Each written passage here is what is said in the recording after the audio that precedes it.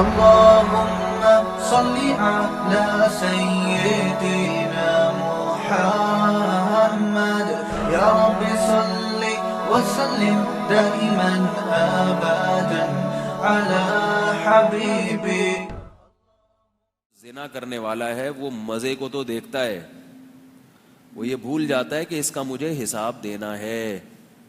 اگر اللہ نے زانی سے حساب نہ لینا ہوتا تو پھر لوگ زنا سے بچ کے نکاح کیوں کرتے؟ میرے بھائی ٹینشن میں کیوں ڈالتے اپنے آپ کو؟ جو نکاح کر رہے ہیں وہ بیوقوف ہیں.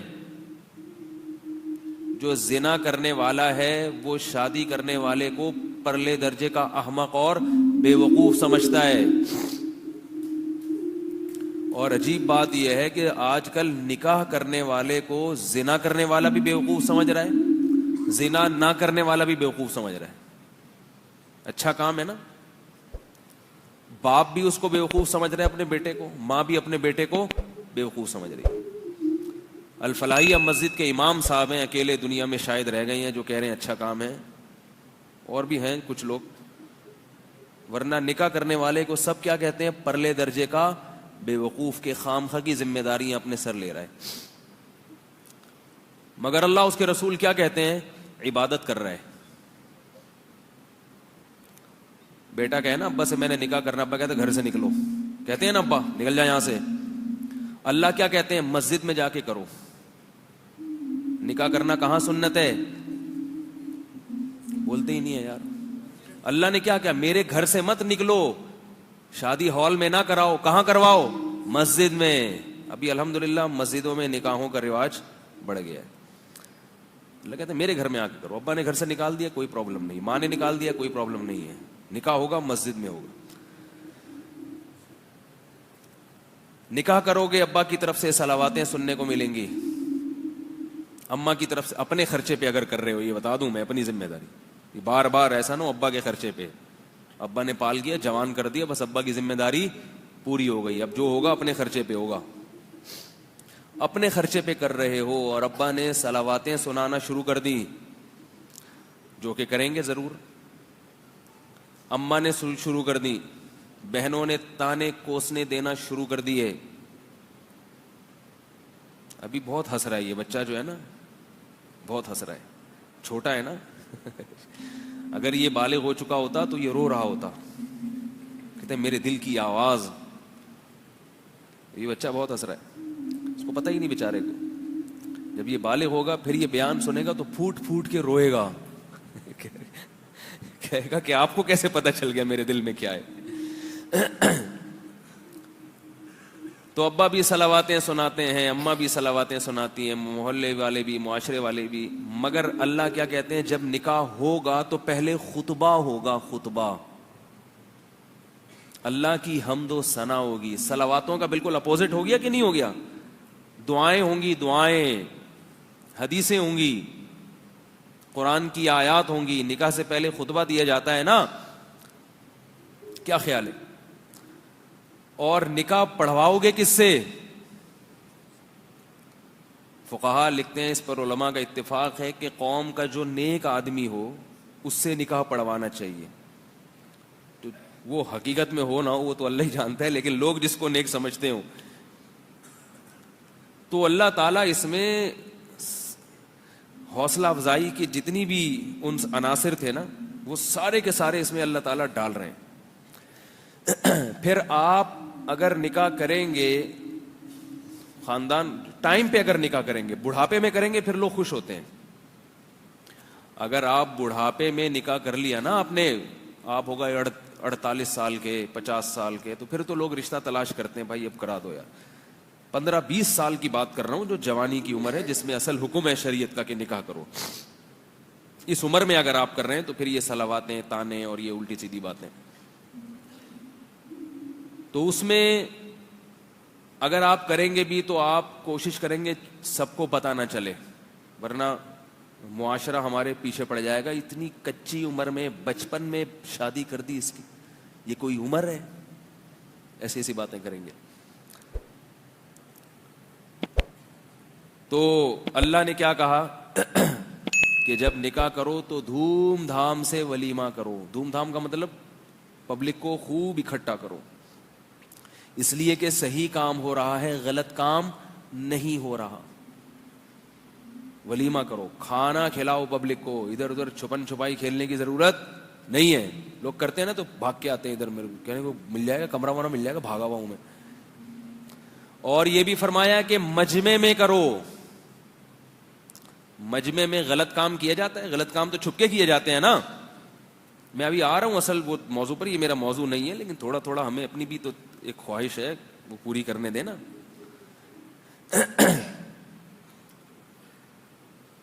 اعلنوا النکاح, نبی نے فرمایا نکاح علی الاعلان کرو, علی الاعلان.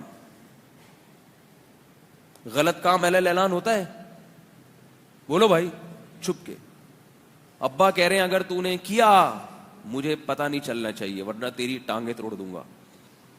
اماں کہہ رہی ہے اگر پتہ چلا کہ تو نے 17 سال کی عمر میں شادی کر لی, اتنے موٹے موٹے آنسو, میں قوم کو کیا منہ دکھاؤں. اپنے خرچے پہ کیے اس نے 17 سال پہ, اگر کوئی جاب لگ گئی یا کوئی وراثت میں پیسے مل گئے, اپنے خرچے کی بات کر رہا ہوں, یہ ذہن میں رکھو. تو اماں کیا تانا دیتی ہیں, ابا کیا تانا دیتے ہیں, پتہ نہیں چلنا چاہیے کسی کو. تو اللہ کیا کہتے ہیں اپنے حبیب صلی اللہ علیہ وسلم کی زبان سے, اعلنوا النکاح, نکاح علی الاعلان کرو, پبلک کو بتاؤ کہ ہو گئی ہے یا ہو رہی ہے,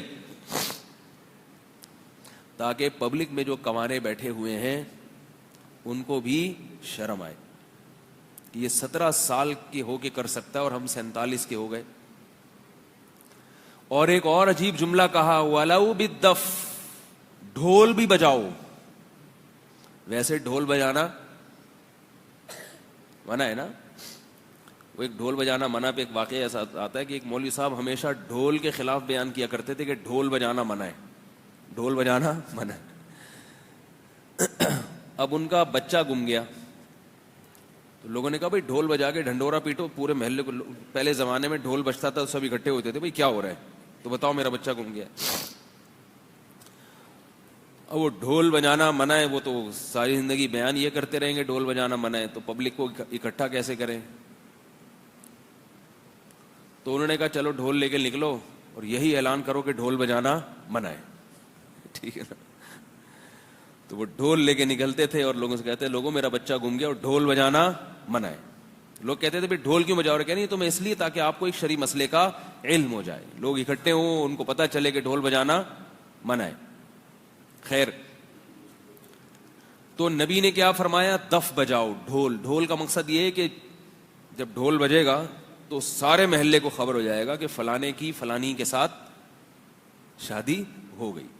تو کتنی حوصلہ افزائی ہے دیکھو. اس لیے بار بار میں کہتا ہوں کہ یہ جو اپنی چادر ہے نا, اس کی ماحول اور رسم اور رواج کی چادر, اس کو اٹھا کے باہر پھینک دو, ورنہ یہ معاشرہ تمہیں کسی کام کا نہیں چھوڑے گا.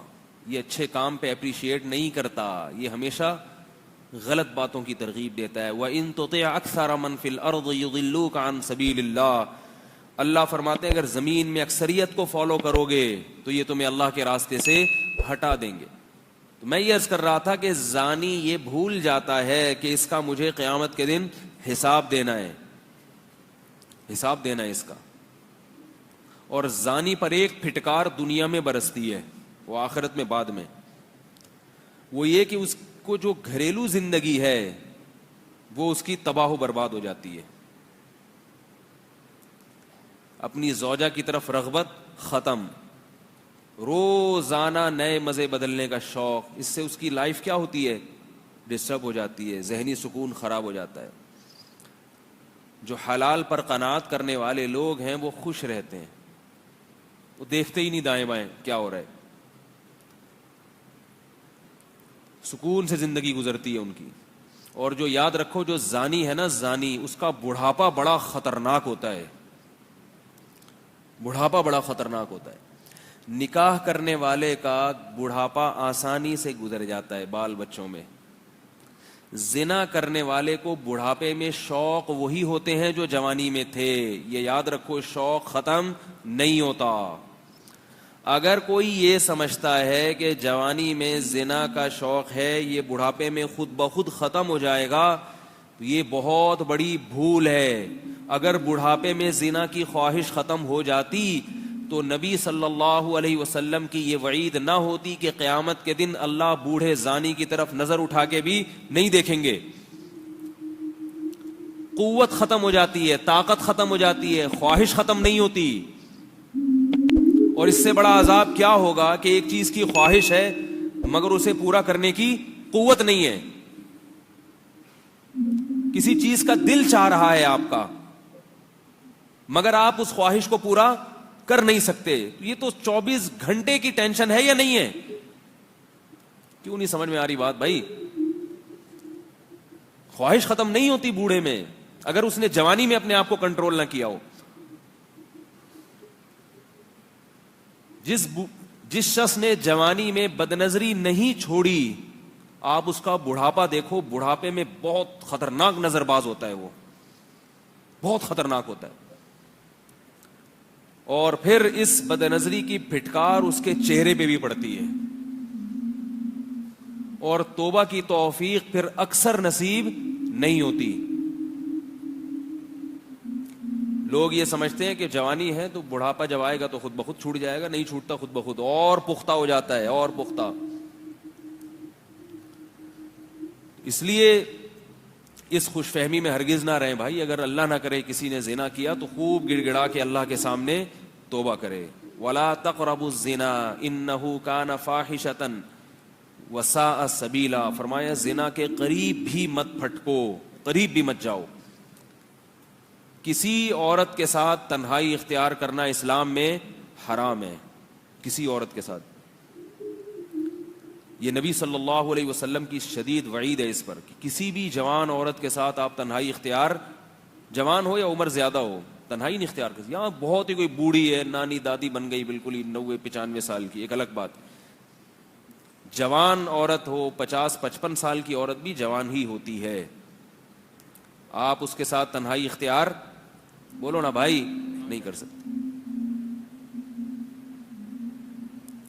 لفٹ میں بعض دفعہ ایسے ہوتا ہے, کہیں بلڈنگ میں آپ جا رہے ہیں, کوئی خاتون چلی گئی لفٹ کے اندر, آپ باہر آ جائیں, آپ نہ جائیں, موقع تلاش کر رہے ہوتے ہیں. ہمارے یہاں ہوتا ہے لفٹوں میں خاتون جا رہی ہیں, بندہ بھی چلا گیا, کہتے ہیں نظر نیچی کے کھڑے ہوئے ہیں. تو بھائی یہ جب جائز ہی نہیں ہے آپ کا اس کے ساتھ تنہائی اختیار کرنا, تو آپ کو جب شریعت اجازت ہی نہیں دے رہی تو آپ کتنے اچھے ہیں برے ہیں یہ بحث ہی جائز نہیں ہے. میں منع کرتا تھا بعض دفعہ, ہم وہاں حج پہ گئے تو وہ لفٹ میں بعض دفعہ ایسا, وہاں تو بہت ہوتا ہے ایسے, اکیلی خاتون جا رہی ہیں تو کوئی بندہ چڑھ گیا تو میں منع کرتا, بھائی نہیں, باہر میرے ساتھ چلے جانا. اس سے کہتا تھا میرے ساتھ چلے جانا. نہیں بھائی, ہم کو حج کرنے آئے ہیں, لڑکیوں کو دیکھنے تھوڑی آئے ہیں. مجھے پتا ہے بھائی آپ حج کرنے آئے ہیں, تو یہاں اگر اللہ رسول کی نہیں مانو گے تو پھر کہاں مانو گے؟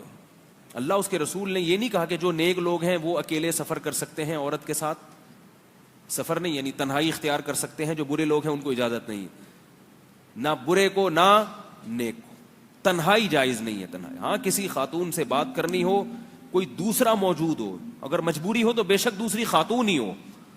تنہائی جو ہے, تنہائی یہ بہت خطرناک چیز ہے. لوگ ان چیزوں میں ذرہ برابر احتیاط نہیں کرتے, بس براڈ مائنڈڈ بننے کی کوشش میں ہر آدمی. یار ہم لوگ اتنے نیچ سوچ کے نہیں, اتنے گھٹیا نہیں ہے جیسے مولویوں کی باتیں ہیں. تو گھٹیا پن تو یہ بھی ہے کہ اگر زنا کر لیا تو کیا ہو گیا, اس کو بھی اگر آپ نہ دیکھیں تو بھی کلچر ہے. گورے تو کرتے ہیں نا, ان کو کہ کیا ہے, زنا ہو گیا, گرل فرینڈ ہے تو کیا ہو گیا. ہم جا کے کہتے ہیں توبہ توبہ استغفر اللہ, کہتے ہیں یہ اس لیے تو ترقی نہیں کر رہے یہ لوگ. غیرت کو زندگی سے نکال دو تو پھر جو چاہے کرو. پھر نہ جمعے کا بیان سننے کی ضرورت, نہ اتوار کا, نہ کسی عالم کے پاس جانا, نہ کسی بزرگ کے بھی ضرورت نہیں. اور اگر غیرت والی زندگی گزارنی ہے تو شریعت کے ان احکامات کو فالو کرنا پڑے گا. تنہائی عورت کے ساتھ جائز نہیں ہے. ہمارے ایک دوست سے یونیورسٹی میں بہت بڑے پروفیسر تھے, کیا ہیں الحمدللہ, تو یونیورسٹی کی جو لڑکیاں ہیں بعض دفعہ ان سے اپنے پرائیویٹ بلکہ پرسنل جو میٹر ہے نا اس پہ مشورے لیتی ہیں. اب وہ بعض چیزیں ایسی ہوتی ہیں کہ وہ تنہائی کے بغیر وہ بتا نہیں سکتی اپنی بات. تو وہ مجھے بتا رہے تھے کہ میرے سے مشورہ لینے کے لیے جب کوئی لڑکی بیٹھتی ہے اسکول میں کلاس میں، تو اب مسئلہ یہ ہوتا ہے کہ کسی اور کی موجودگی میں وہ بات نہیں کرنا چاہتی. تو میں نے کہا کہ یا تو آپ اس سے موبائل پہ بات کر لیں، اور اگر یہ ممکن نہیں ہے تو کلاس کا دروازہ کھول کے رکھیں مکمل. اس سے بھی یہ مجبوری کی بات ہے، مجبوری میں اس سے بھی تنہائی، بولو نا بھائی، ختم ہو جائے گی. دروازہ کھلا ہے تو پھر سب آ رہے ہیں جا رہے ہیں دیکھ رہے ہیں. لیکن وہ بتا رہے تھے کہ یونیورسٹیوں میں پروفیسر اس کی احتیاط نہیں کرتے. جو اسٹوڈنٹس ہیں اگر انہوں نے پوچھنا ہو پروفیسر صاحب سے کوئی بات کرنی ہے تو پروفیسر کہتے کنڈی لگاؤ، تالا لگاؤ، پرسنل میٹر ہے نا، آپ کا پرسنل معاملہ ہے تو بہت تنہائی کے ساتھ، بہت احتیاط کے ساتھ کان میں آ کے بتاؤ میرے.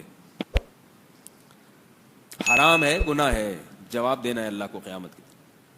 تنہائی میں اپنی بیگم کے ساتھ بیٹھا کرو بس، اور اگر نہیں ہے بیگم تو صبر کرو، اللہ سے دعا مانگو.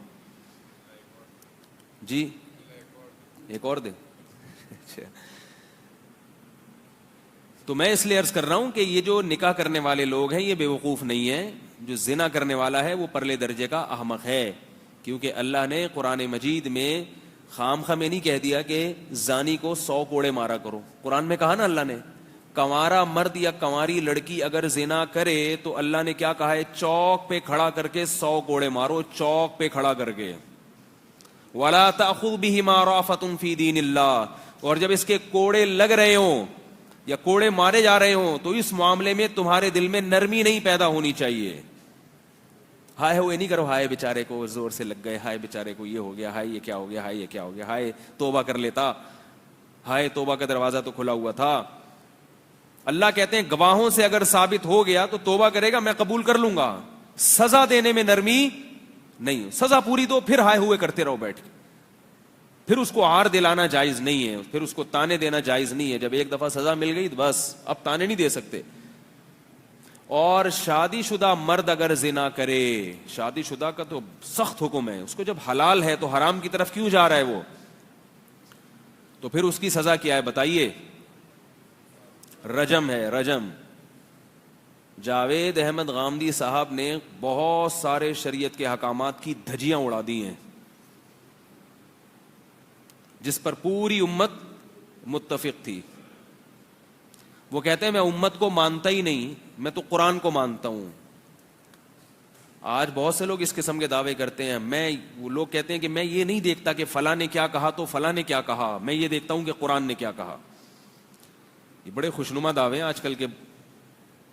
جو بعض متجددین ہیں ان کے اس قسم کے بڑے خوشنما دعوے ہوتے ہیں کہ میں یہ نہیں دیکھتا ابو حنیفہ نے کیا کہا تو شافعی نے کیا کہا، میں دیکھتا ہوں قرآن کیا کہتا ہے اور حدیث کیا کہتی ہے. یعنی بزبان حال وہ یہ کہہ رہے ہوتے ہیں کہ ابو حنیفہ امام شافعی کو تو پتہ ہی نہیں تھا کہ قرآن کیا کہتا ہے، حدیث کیا کہتی ہے. مجھے پتہ ہے کہ قرآن کیا کہتا ہے، حدیث کی. اس کا یہی مطلب ہوا کہ نہیں ہوا؟ سمجھ میں نہیں آ رہی یار. جو یہ کہتے ہیں نا میں دیکھتا نہیں ہوں کہ فلاں کیا کہتا ہے تو فلاں کیا. مجتہدین جو بڑے بڑے امت کے محققین گزرے ہیں، اور چلو ایک سے غلطی ہوئی، دو سے غلطی ہوئی، سارے ہی غلط ہیں، سارے غلط ہیں. 15ویں صدی میں ایک آدمی وہ صحیح ہے. یہ میں عوام کو سمجھانے کے لیے کہہ رہا ہوں، ورنہ وہ جو دلائل دیتے ہیں وہ دلائل بھی غلط ہیں. ایک صاحب کا فون آیا کہ وہ جو دلائل دیتے ہیں اس کا جواب دے. میں نے کہا اس کا جواب تو ڈیٹیل میں ہے، اور یاد رکھو ہر دلیل سمجھنے کی ہر ایک میں صلاحیت نہیں ہوتی. دلیل سمجھنے کے لیے بھی کوئی پہلے آپ کے اندر وہ صلاحیت تو ہو. ایک ڈاکٹر سے آپ پوچھتے ہیں کہ یہ دوا گردے میں فائدہ کیوں پہنچائے گی، گردے کے درد میں. اب وہ آپ کو سمجھایا کہ ایکچولی اس میں یہ کیمیکل ہوتا ہے تو پھر وہ یوں کرتا ہے، تو پھر وہ یوں کرتا ہے، پھر وہ ایسے کرتا ہے، پھر ایک تو آپ کی سمجھ میں آئے گا؟ بولے پتہ نہیں کیا کہہ رہا ہے یار. ایک صاحب کو میں نے بتایا کہ قیاس بھی ایک شرعی حجت ہے. ہر چیز کا قرآن و حدیث میں صراحتاً ہونا ضروری نہیں ہے. خود قرآن و حدیث نے قیاس کا حکم دیا. کہہ رہے ہیں قیاس کیا ہوتا ہے؟ میں نے کہا قیاس یہ ہوتا ہے کہ منصوص علیہ حکم کو منصوص کی طرف پھیرنا علت مشترکہ کی وجہ سے بنیاد. کہہ رہے ہیں یہ کیا ہوتا ہے؟ میں نے کہا منصوص علیہ دیکھو جیسے کوئی حدیث ہے صریح، وہ تو منصوص ہے، اور ایک غیر منصوص ہے کوئی ہے نہیں. تو ان دونوں میں جو چیز مشترک ہوگی اس کو علت کہا جاتا ہے. اس علت کی وجہ سے اس حکم کو یہاں لے آنا. کہہ رہے پتہ نہیں کس قسم کی باتیں کر رہے ہیں. تو بھائی جب نہیں آتا تو نکلو نا یہاں سے, نکلو پتلی گلی سے, یا مدرسے میں بیٹھ کے پورا پڑھ لو. نہیں پڑھتے تو جو پڑھا لکھا ہے اس کو فالو کر لو. دو ہی طبقے ہیں امت میں, جن کو آتا ہے اور جن کو نہیں آتا. جن کو آتا ہے وہ ڈائریکٹ قرآن و حدیث پہ چلیں, جن کو نہیں آتا تو ان کے پیچھے چلنے جن کو آتا ہے. بار بار ایک سوال میں اور ایک دلیل دہراتا ہوں. اکثر لوگ یہ کہتے ہیں کہ قرآن جو ہے نا, آج کل یہ نعرہ بہت لگا, یہ واقعہ رہ نہ جائے یہ غار والا. بہت لوگ یہ دعویٰ کرتے ہیں کہ قرآن اور حدیث کو ڈائریکٹ خود سمجھو, کسی سے پوچھنے کی ضرورت نہیں ہے. آج کل میرے فیس بک پہ نا مسائل جا رہے ہیں, میں جواب دیتا ہوں تو اس میں دلیل نہیں دیتا جواب کی. کسی نے پوچھا کہ مجھ سے سوال پوچھا تھا ٹیلی گرام پہ کہ اگر بیوی کو یاد طلاقن کہہ کے پکارا, طلاقن, تو کیا ہوگا؟ میں نے جواب لکھ دیا, ایک طلاق ہو جائے گی. طلاقن کا مطلب طلاق والی. اب اس میں ظاہر ہے کچھ تفصیل بھی ہے اور دلائل بھی ہیں. تو اب اگر ہم ایک ایک مسئلے کے دلائل لکھ کے بیٹھنا شروع کر دیں تو ایک سال میں ایک ہی مسئلہ بیان ہوگا. ایک سال میں کتنے مسئلے بیان ہوں گے؟ ایک. تو جواب لکھتے ہیں بس, دلائل نہیں لکھتے. ڈاکٹر کے پاس اگر آپ چلے جاؤ نا اور اس سے بولو کہ جو نسخہ مجھے لکھ کے دیں گے آپ میری بیماری کا, تو اس کے دلائل اور کتاب کے حوالے بھی ہونے چاہیے. لوگ کہتے ہیں ڈاکٹر ذاکر نائک بھی تو حوالے دے دیتے ہیں. ڈاکٹر ذاکر نائک سے چند مخصوص قسم کے سوالات پوچھے جاتے ہیں. آپ ڈاکٹر ذاکر نائک سے ذرا یہ پوچھ کے دیکھیں کہ ابا کا انتقال 1980 میں ہوا تھا, وراثت چھوڑی تھی, اس پہ بڑے والے بیٹے نے ایک منزل اوپر بنائی, پھر منجلے بیٹے نے ایک اور اسٹوری بنا دی اوپر, اس میں ٹائلیں ہمارے بہنوں ہی نے لگائی ہیں کیونکہ وہ بہن کے ساتھ گھر داماد بنے ہوئے ادھر ہی رہا کرتے تھے. ٹائلیں اس نے لگا دی, پھر یہ کر دیا, پھر وہ کر دیا. سن 2000 میں والدہ کا بھی انتقال ہو گیا. پھر اب 2017 میں وراثت تقسیم کر رہے ہیں, مفتی صاحب اس کا جواب دیں. اب یہ ڈاکٹر ذاکر نائک سے آپ پوچھیں, پھر میں دیکھتا ہوں وہ کیسے کہتے ہیں چیپٹر نمبر 3 اور آیت نمبر فلاں. میں ڈاکٹر ذاکر نائک کے مخالف نہیں ہوں, ان کا بہت احترام کرتا ہوں, اللہ ان سے بہت کام لے رہا ہے. مطلب یہ کہ لوگ ہمیں یہ تانا دیتے ہیں کہ حوالہ کہاں ہے اس کا. ارے بھائی, تو ڈاکٹر ذاکر نائک اگر مفتی ہوتے پھر ان سے مسائل پوچھتے, پھر حوالے دیتے, اور اگر دیتے حوالہ تو ایک پروگرام میں ایک مسئلے کا جواب ہوتا, اور اس حوالے پر جو اعتراضات اٹھتے وہ تو چونکہ مجمع ایسا ہوتا ہے, کوئی حدیث جب وہ بتاتے ہیں تو اس مجمع میں اس طرح کے لوگ نہیں ہوتے جو اس حدیث پر اعتراض کریں. اس لیے خاموشی سے حساب کتاب امن اور شانتی کے ساتھ چل رہا ہے, اور اللہ کرے چلتا رہے. تو مفتی سے اگر آپ پوچھیں گے جو سارا دن بیٹھ کے لوگوں کو مسائل بتا رہا ہے, تو آپ ڈاکٹر کے پاس گئے, ڈاکٹر صاحب بخار بہت تیز ہو رہا ہے, علاج کیا ہے؟ ڈاکٹر نے کہا یہ والا انجیکشن. آپ نے کہا یہ والا انجیکشن میڈیکل کی کون سی کتاب میں لکھا ہوا ہے؟ ڈاکٹر صاحب حوالہ چاہیے. میں بغیر دلیل کے ٹیکے نہیں لگاتا, ٹھیک ہے نا, میں بغیر دلیل کے اپنے ٹیکے نہیں لگواتا, ورنہ آپ دائرہ اسلام سے خارج. مقلد نہیں ہوں, اندھا نہیں ہوں میں, اندھا جو ڈاکٹر جو اٹھا کے میرے کولوں میں گھسیڑ دے میں گھسوا لوں, ایسا تھوڑی ہوتا ہے. ٹیکا ہے, ٹیکا انجیکشن ہے, تحقیق. ڈاکٹر گھبرا گیا نا دھمکیوں سے, اڑے ہوئی, ورنہ میں تمہاری جو ہے نا وہ ڈگری اس کو چیلنج کر دوں گا عدالت میں. اب ڈاکٹر نے کتابیں نکالی, نیٹ پہ سرچ کیا, بھائی اس انجیکشن میں جو جو کیمیکل ہیں, اور وہ پھر ڈاکٹروں کے وہ بھی حوالے ہی دے گا نا ڈاکٹروں کے ہی, فلاں آئنسٹائن تو خیر سائنسدان تھا, وہ ایک فلاں ڈاکٹر ہے اس کی ریسرچ تھی, ایسے پورے حوالے کر کے 2 گھنٹے لگے, اور پھر ایک ٹیکا لگا دی, لے بھائی نکل گیا. دوسرا آیا, پیشنٹ آ رہا ہے, ڈاکٹر صاحب کھانسی ہے, یہ لے بھائی کھانسی کا سیرپ. صاحب یہ والا کیوں, وہ والا کیوں نہیں؟ سیرپ تو سارے ہی صحیح ہیں, یہ والا کیوں دیا, وہ والا کیوں نہیں دیا؟ ڈاکٹر صاحب نیٹ پہ بیٹھ گئے کھول کے, اس سیرپ کی وجہ کہ بھئی اتنا فٹ اتنے قد انچ ہو کسی انسان کا, اتنا ویٹ ہو, اس کے لحاظ سے یہ والا سیرپ, اور اس قسم کی کھانسی ہو, یہ والا سیرپ آپ کی صحت کے لیے مناسب ہے. تو اس نے کہا کہ پھر بہرحال چلا گیا وہ. تیسرا آیا, ڈاکٹر صاحب نے کہا کہ بھئی آپ بخار ہے تیز, پیناڈول. اس نے کہا ڈاکٹر صاحب پونسٹون, وہ کیا ہے,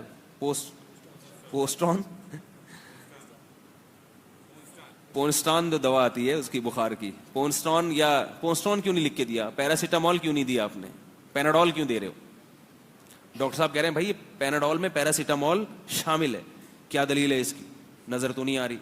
حوالے, ڈاکٹر کہے گا میں کلینک بند کر کے جا رہا ہوں, سارا دن میں مکھیاں مارنے کے علاوہ کچھ بھی حاصل نہیں ہو رہا. لائن لگی ہوئی ہے پیشنٹس کی لائن لگی ہوئی ہے, اور 3 گھنٹے میں صرف 3 مریض دیکھ چکا ہوں, اور جو دماغ استعمال ہوا ہے حوالے تلاش کرنے میں وہ ایک ٹینشن الگ.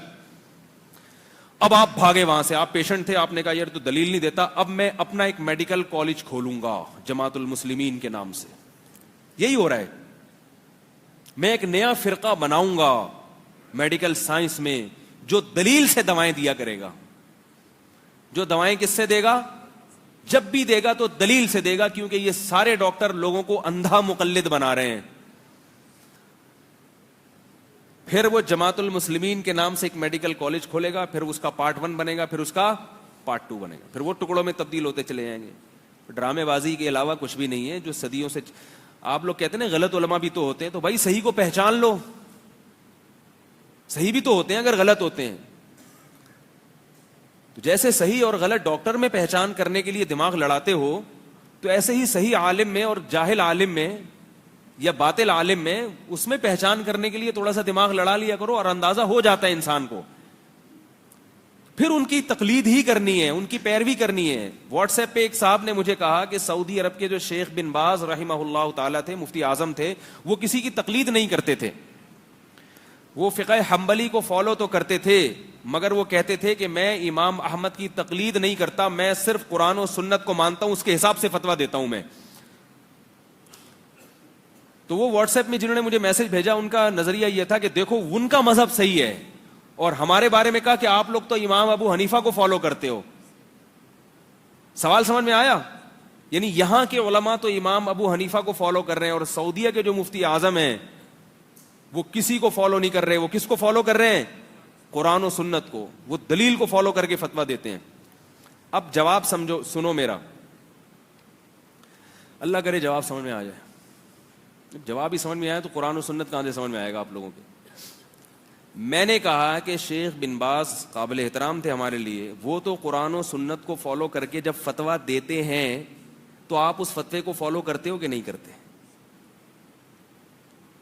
یا آپ پھر ڈائریکٹ قرآن و سنت ہی کو فالو کرتے ہو؟ نہیں آ رہی بات. آپ تو ان کے فتوے ہی کو فالو کرو گے نا, اس اعتماد پر کہ انہوں نے دعویٰ کیا ہے کہ میں قرآن و سنت کو فالو کرتا ہوں. لہذا آپ ڈائریکٹ قرآن و سنت کو فالو کر رہے ہو یا ان کے فتوے کو فالو کر رہے ہو؟ اگر آپ ڈائریکٹ قرآن و سنت کو فالو کر رہے ہو تو شیخ بن باز کا درمیان میں واسطہ لانے کی پھر ضرورت کیا ہے, پھر ان کے حوالے دینے کی ضرورت کیا ہے, ان کے فتاوی کی کتابوں کو آگ لگا دو پھر. اور اگر آپ بن باز کو اس لیے فالو کر رہے ہو کہ ان کا یہ دعویٰ ہے کہ میں صرف قرآن و سنت کو فالو کرتا ہوں, تو خدا کی قسم یہ دعویٰ امام احمد ابن حنبل نے 1000 دفعہ کیا ہوگا کہ میں صرف قرآن و سنت کو فالو کرتا ہوں. تو پھر امام احمد ابن حنبل کے فتوے کو فالو کرنا یہ بن باز کے فتوے کو فالو کرنے سے زیادہ اہم ہے.